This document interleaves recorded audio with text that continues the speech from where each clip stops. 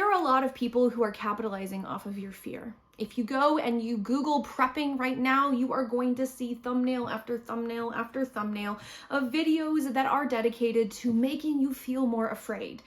Now, some of those people, they are afraid themselves, and so they are spinning their wheels in a fear cycle that is affecting you. But some of those people are making money. They're making money off of your clicks and your views and your desire to help stop feeling afraid by getting as much gear as possible. But I want to tell you that you don't have to spend a lot of money or really any money to begin to prepare for the unstable future that faces us.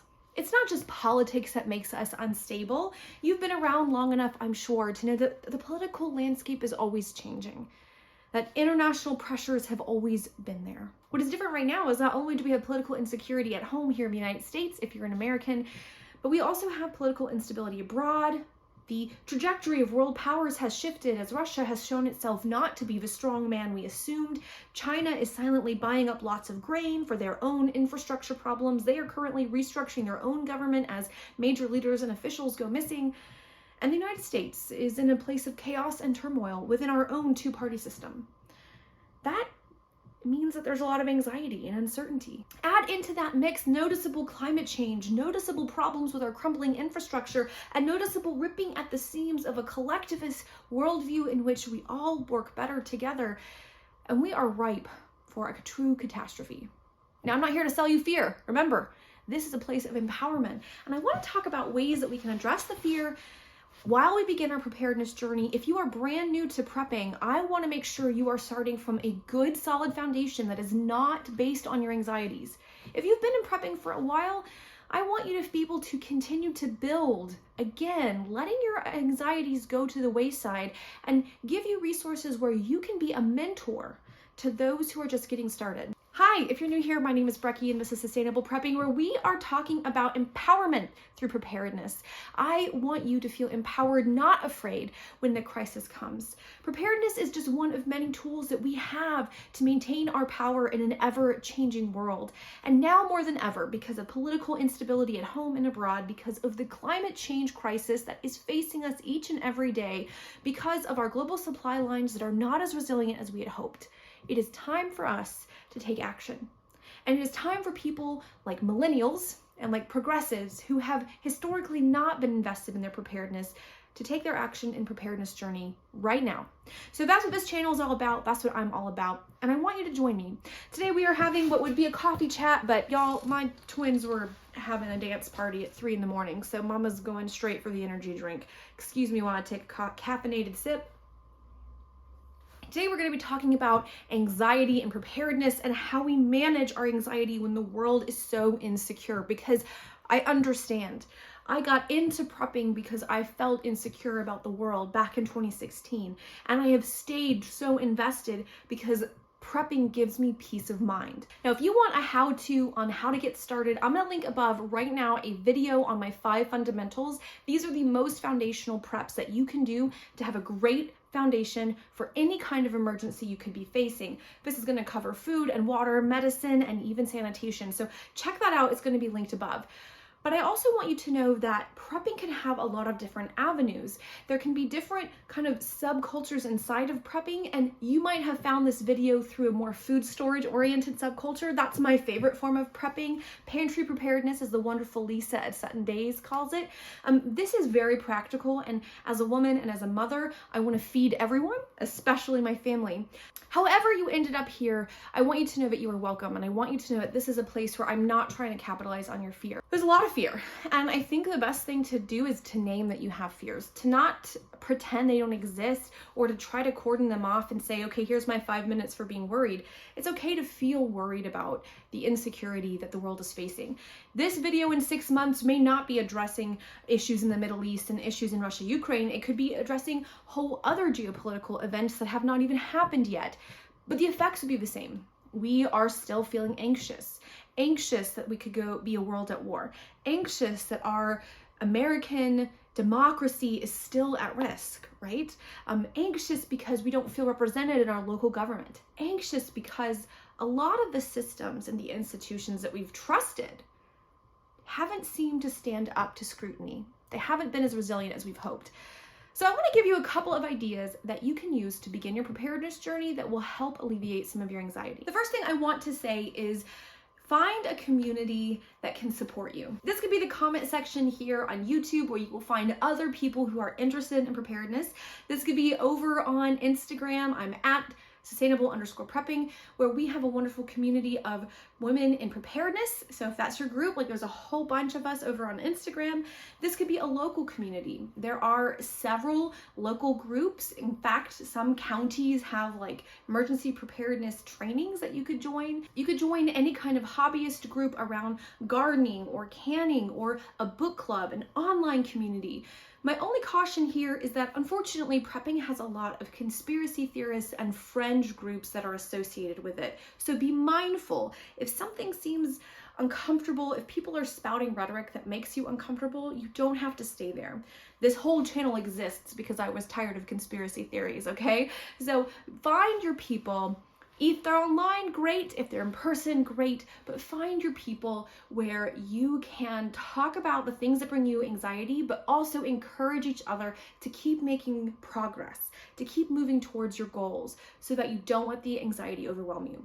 Community is so important, and I think community is an underrated part of prepping. A lot of preppers believe it's just you against the world. I think that is the biggest lie we can teach anyone.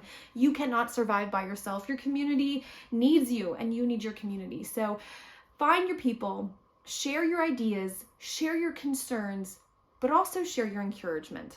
I think another great way that you can begin to address your anxiety around the insecurity of the world, especially if it's big things like climate change that are maybe heightened by acute events like geopolitics, is to find one action that you can take, a reasonable, realistic action that you can take, so you feel like you're doing something.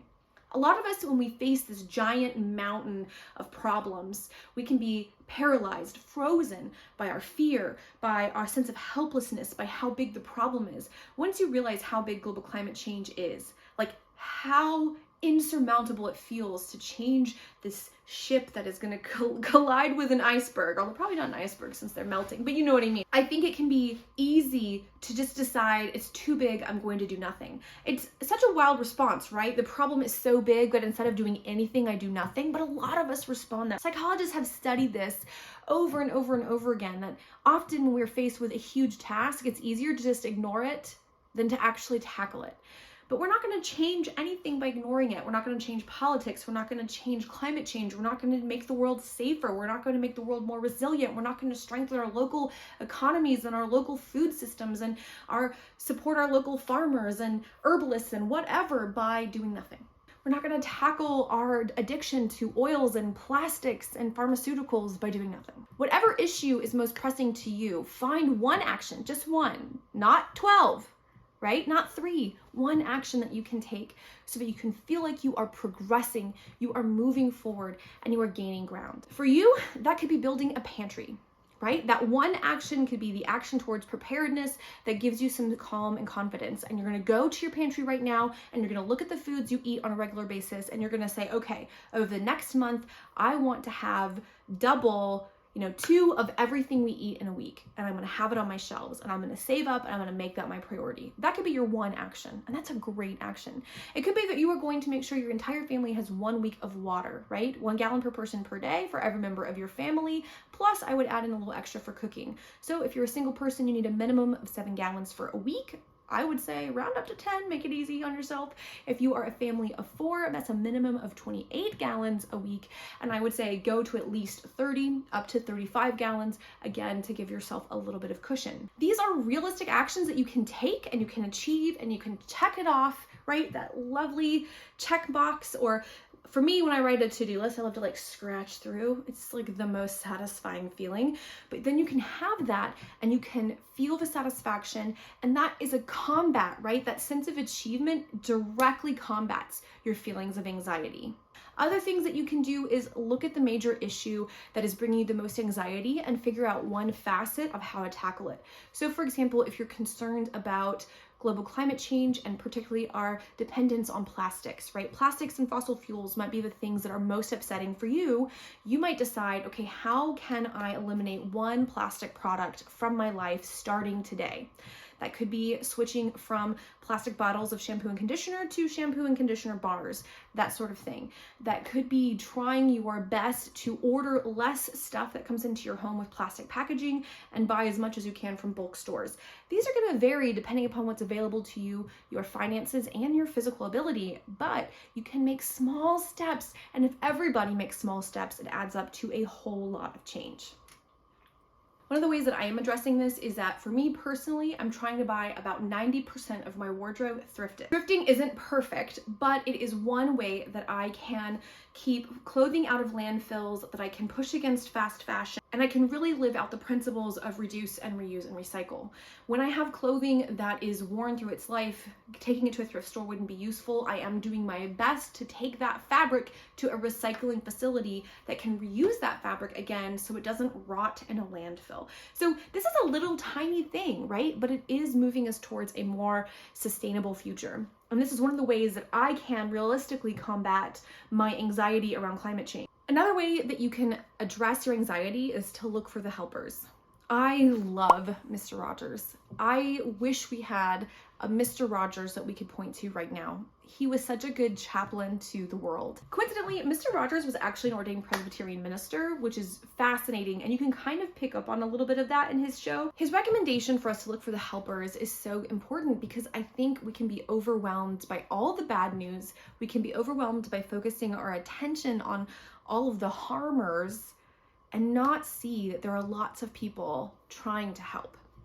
Once we start looking for the helpers, once we start seeing all those places where there are people trying to bring the light into a dark season, right? Trying to illuminate the way when there's gloom all around, it's easier for us to also add to the illumination. Like I said in the very beginning, I think we need to find our people, but I think we also need to be our people.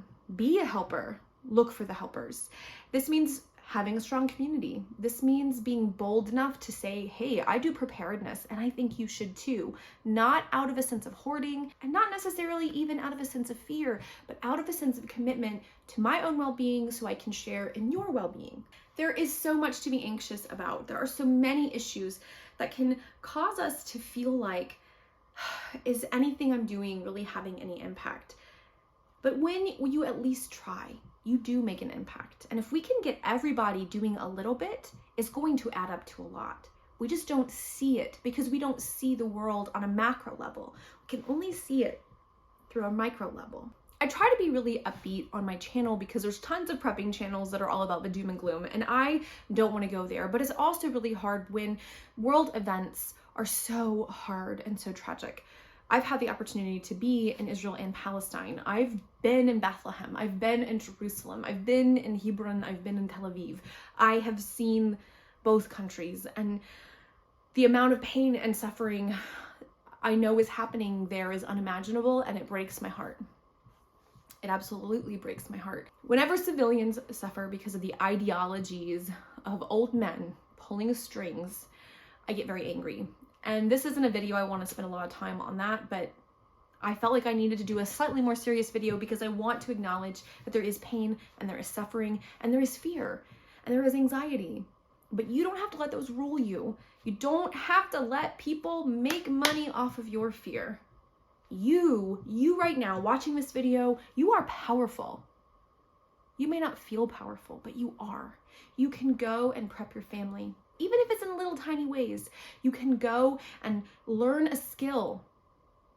YouTube University can teach you all kinds of things. Learn how to start fire from matches, from a lighter, from a ferro rod. Now you have 3 ways to start a fire. Learn how to build a fire kit. Learn how to bake bread from scratch. Learn a skill that will serve you. It's free. And now you've put something in your brain that it can never take away. Friends, I hope that you are doing well.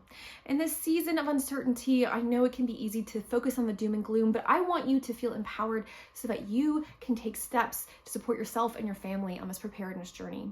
I believe in you. I believe in the community of people getting more and more prepared. I believe that we can be leaders in a future that is brighter and is better as long as we are looking for the helpers and that we are standing up to be helpers too. If you are new to preparedness and you are looking for a great place to get started, I'm going to put a video here. It's going to walk you through some different ways that you can begin your preparedness journey. And until the next video, y'all, happy prepping.